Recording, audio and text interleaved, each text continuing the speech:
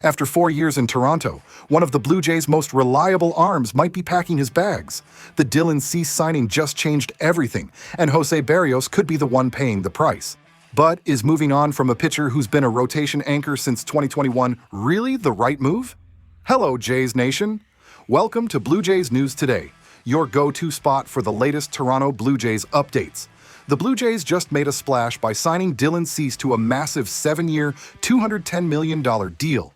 But what does that mean for the pitchers already wearing the uniform?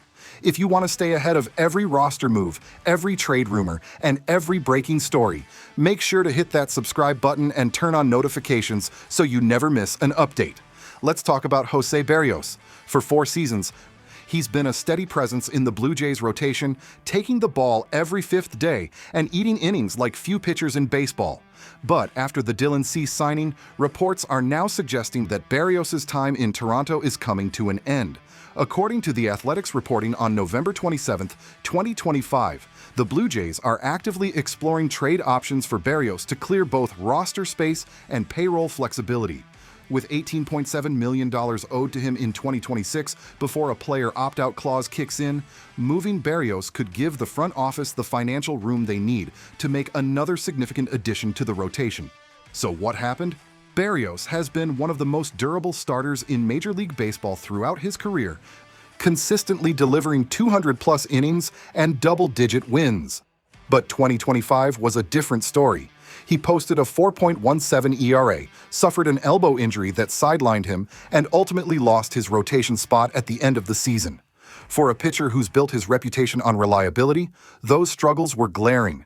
And when you combine declining performance with a hefty salary and an already crowded rotation, the writing on the wall becomes pretty clear. Here's the situation the Blue Jays are facing. They just added Dylan Cease, who immediately becomes a frontline starter. They still have Kevin Gausman and Bowden Francis locked into rotation spots. Chris Bassett is under contract, and if the Blue Jays are serious about adding another arm, which all reports suggest they are, someone has to go.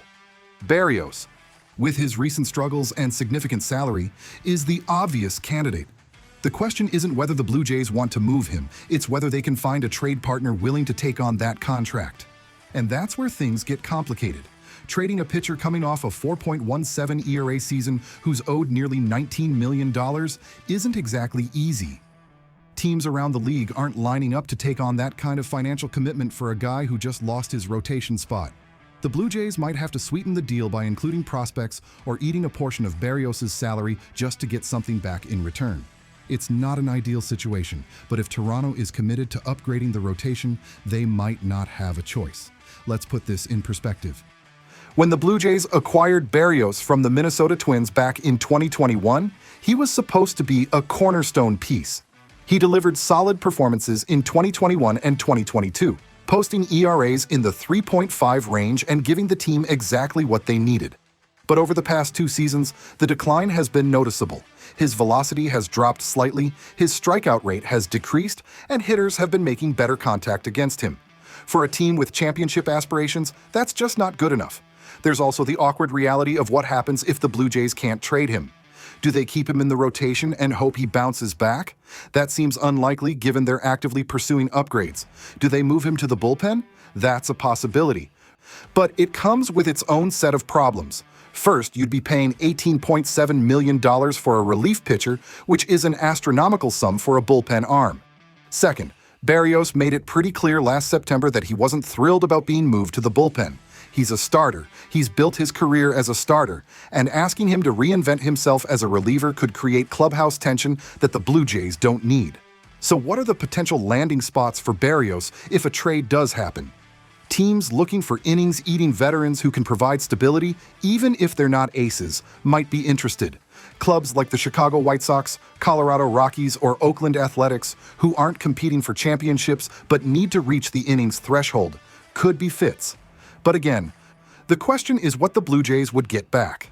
At this point, it seems like Toronto might just be looking to clear the salary and roster spot rather than expecting a significant prospect haul in return. Here's the bottom line. Jose Berrios gave the Blue Jays 4 years of service, and for most of that time, he was exactly what they needed. But baseball is a business, and when a team is trying to build a championship roster, sometimes tough decisions have to be made. The Dylan Cease signing pushed the Blue Jays into win-now mode, and if moving Berrios gives them the flexibility to add another impact arm, it's a move the front office has to consider. What do you think, Jays Nation? Is trading Berrios the right move, or should Toronto give him one more shot to prove he can bounce back? Drop your thoughts in the comments below. And if you enjoyed this breakdown, smash that like button, subscribe to Blue Jays News Today, and turn on notifications so you're always first to know when we drop the latest Blue Jays content. Thanks for watching, and I'll see you in the next one.